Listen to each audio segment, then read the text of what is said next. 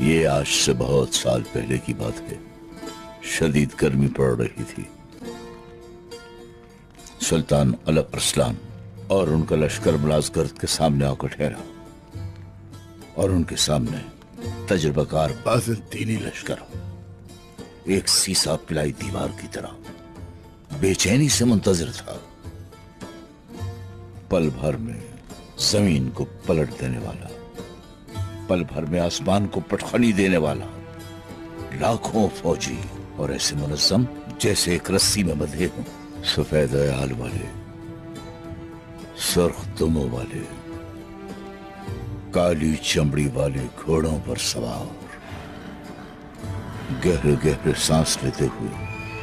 اتنے میں آل سلجوق کے نام پر حکمران سلطان الپ ارسلان، جو کہ خشکیوں اور سمندروں کے ہفت اقلیم کے اور تمام عالم اسلام کے عظیم رہنما تھے.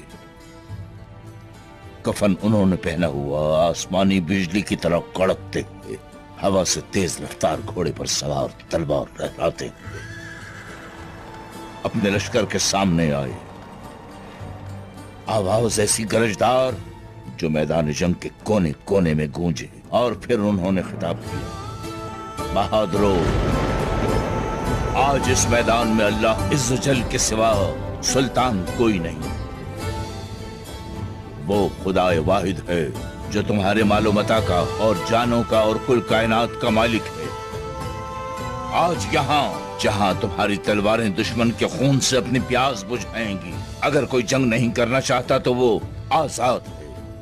لیکن اگر کوئی مال غنیمت کے لالچ میں اپنی تلوار چلائے گا، یا وہ جو نفس سے مغلوب ہو کر شہرت کے لیے شمشیر کے جوہر دکھائے گا، جو اپنی طاقت کے تکبر میں سر قلم کرے گا، وہ سب لوگ ہم میں سے نہیں. کیونکہ ہمارا مقصد تو فقط رضا الہی ہے. میری نیت تو صرف انصاف کا پرچم دنیا بھر میں لہرانا ہے.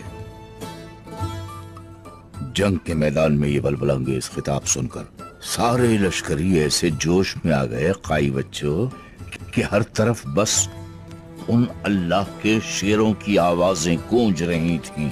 اللہ اللہ اللہ اللہ. تو گنبد فلک بھی ان کے اس جذبے سے ایسا جوش میں آ گیا کہ نہ مجھ جیسا دیوانہ نہ ہزاروں عقل مند مل کر سمجھا سکتے ہیں، نہ اس کی تعریف کر سکتے ہیں.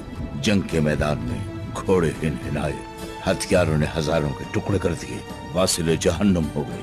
کتنے ہی لاشیں پکی فصل کی طرح زمین پر بچھ گئیں.